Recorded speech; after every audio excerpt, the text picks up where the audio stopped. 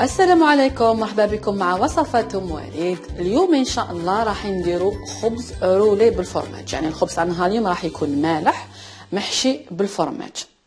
اول حاجه نبداو بالعجينه. العجينه واش فيها؟ راح نجيب ريسيبيون ونذكر لكم المقادير لانه مقادير جد سهله.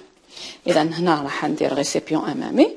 راح نحتاج كاس تاع الحليب يكون دافي، مع البرد دائما الحليب ديريه دافي. راح ندير معاهم مغرفه كبيره تاع خميره الخبز مع مغرفه كبيره تاع السكر. دائما يعني نديروا السكر مع الخميره هكذا باش تفاعل لنا. نجيب انفوي باش نخلطوا الخليط تاعنا. ندير في العجينه بيضه كامله. بسم الله، باش العجينه تجينا خفيفه.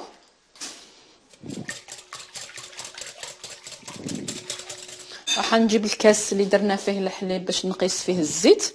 راح نحتاجو ربع كاس نتاع الزيت.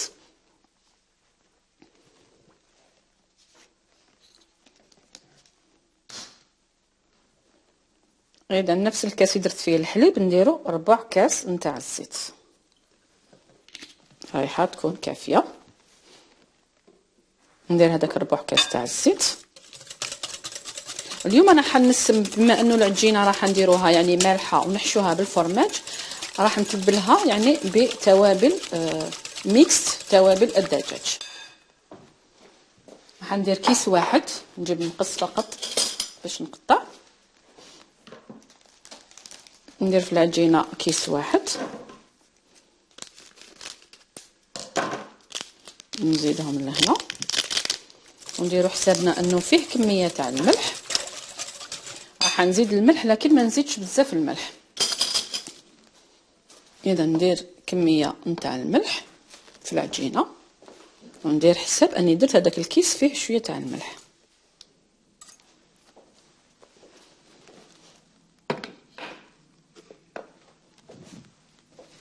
اذا نخلطهم مليح. هادو نخليهم حتى من بعد كي تخمر لي العجينه نخدم بهم. هنا واش ندير؟ راح نجيب الفرينه باش نلمو العجينه. اذا راح نجيبو الفرينه نفتحها نوجدها. الفوي خلاص ما نزيدش نخدم به لانه عاوني فقط باش خلط هذاك البيض والحليب. اذا ندير الفرينه ونبقى نزيد في الفرينه حتى تلم لي العجينه، تكون عجينه طريه.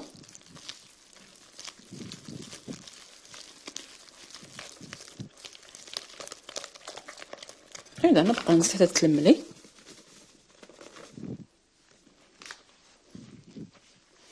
تقدري تكون ما تعرفش تخدم ولا ما تعرفش تلميها في الاول غير بالمغرفه تاع الحطب. كي تشوفيها شدت روحها دخلي يدك. نبقى نزيد، راهي مازالت ما شدتش روحها مليح، يعني نزيد حتى تتلم لي. ولكن دائما خليها شويه طريه، يعني العجينه ما تنشفيهاش بزاف. كما هنا راكم تلاحظوا راني نلم وندلك في نفس الوقت. يعني نحبوا ننوعوا هكا في الطاوله اليوميه تاعنا.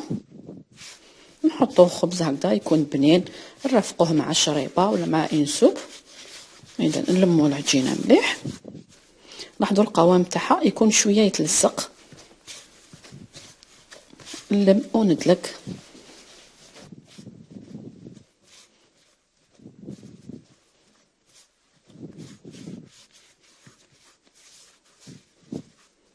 ودائما لمي العجين اللي يكون في الطرف. نزيد غير شويه هكذا باش نلمها.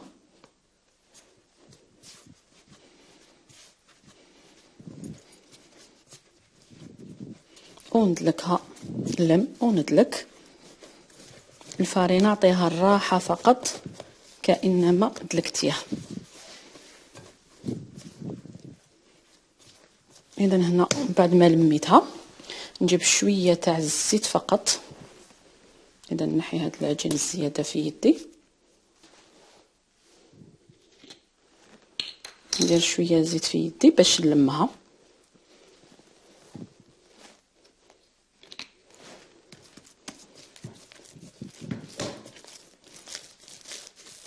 الزيت راح تعاونك اذا نلمها. لاحظوا ميم طريقه كي تلمي ودلكي في نفس الوقت هكذا.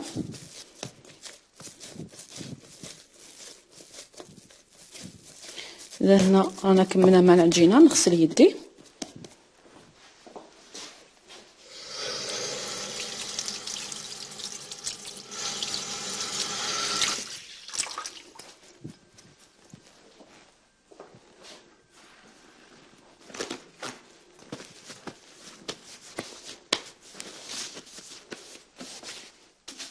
اذا هنا الفرينه خلاص.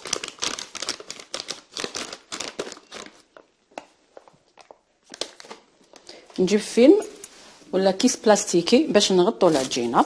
اذا نغطي العجينه تاعنا ونخليها ترتاح على الاقل 30 دقيقه، نعاود نرجع ليها ونشكلوا الخبز تاع نهار اليوم.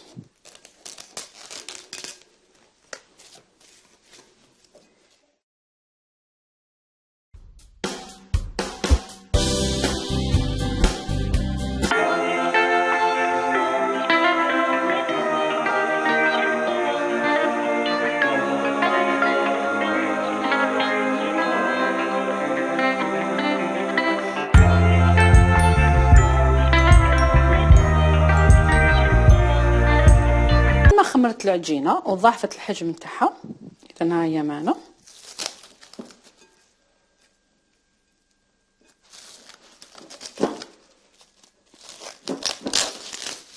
قبل ما نفتح العجينه راح نجبد المول اللي راح نديرو فيه هذا الخبز.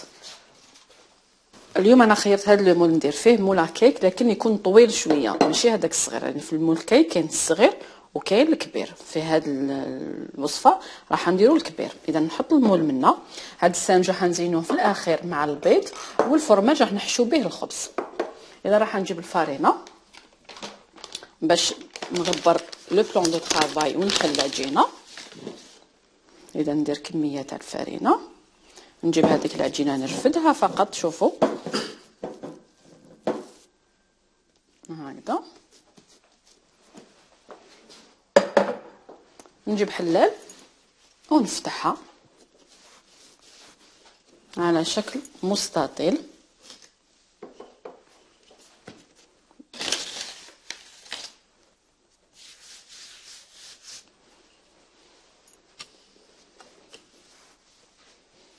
لكن هذاك المستطيل العرض تاعو يكون على حساب لو مول اللي عندنا، باش كي نرفدو وندخلو في المول يجينا. اذا ندير على حساب لو مول العرض ونطولو.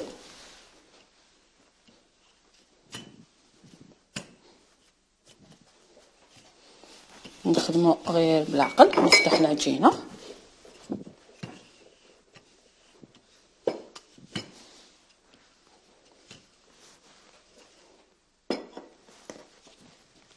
نتاكدوا انه العجينه ماهيش لاصقه معنا ونفتح هكذا.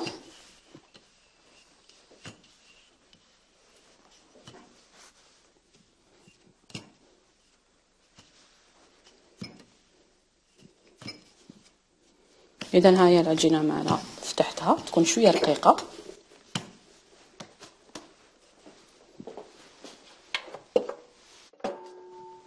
بعد نحكم الفرماج رابي. اليوم انا خيرت فرماج رابي، تقدري ديري فرماج طري اللي نقدروا ندهنوه. دوكا هنا انت وحسب الرغبه تاعك واش عندك ولا واش تحبي ولا اللي متواجد عندك في الدار. اذا ندير هنا كميه تاع الفرماج.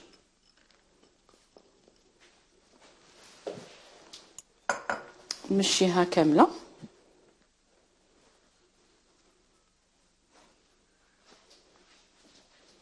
من بعد راح نرولي هاد العجينه. لكن كيفاش نروليها؟ ما نروليهاش هكذا. ممكن نروليها هكذا تجينا طويله بزاف. نروليها على حساب الطول تاع المول.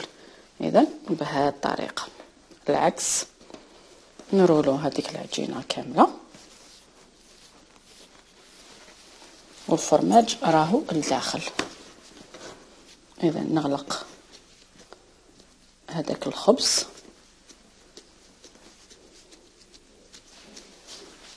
مليح. اذا ها هو معنا. رايحه نجيبو موس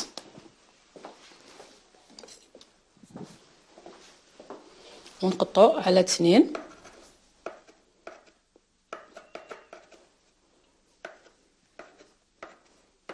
بهذه الطريقه.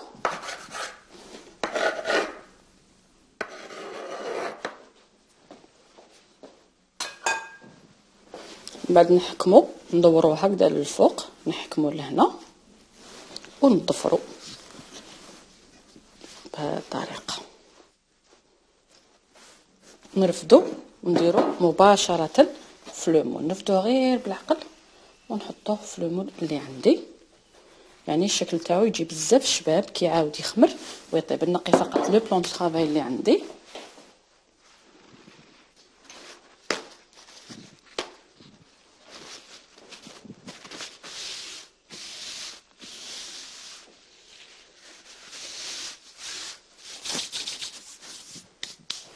اذا ها هو لو مول تاعنا. شوفوا يعني جهزيها في وقت قصير بالخف توجدي هذه الطفيره هذه. من بعد هنايا نحتاج هذه البيضه كامله.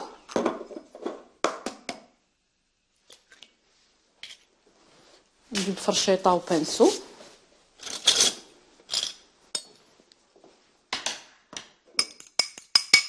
هنا اللي ما يحمش بنت البيض تقدري ديري رشه تاع خل ولا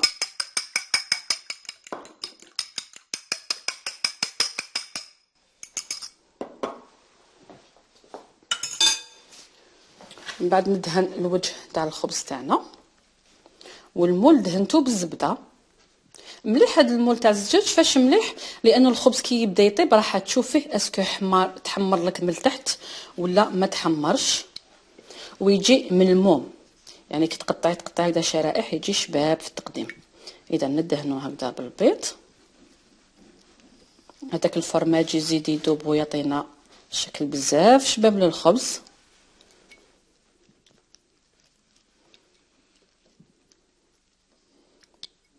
هنا راح نكتفي بهذه الكميه.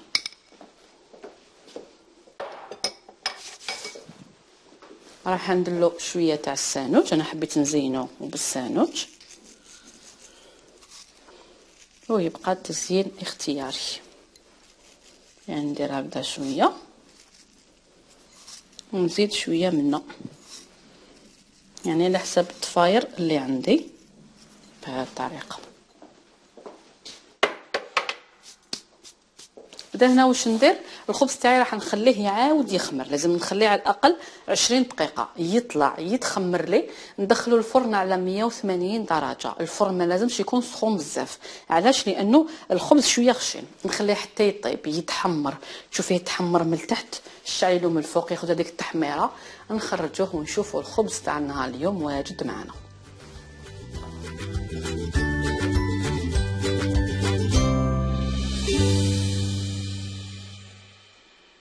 اليوم عملنا خبز رولي بالفرماج. يعني درت له طفيره هكذا ساهله خفيفه وطيبناه في المول تاع الكيك. شوفوا كيفاش تحمر كيفاش جا بزاف شباب. وتحسي انه الخبز يعني خفيف. تقدميه مع شريبه مع ينسوب تقطعيه هكذا دي طرونش ولا اروع. جربي الوصفه والى الملتقى ان شاء الله مع وصفه جديده والى اللقاء.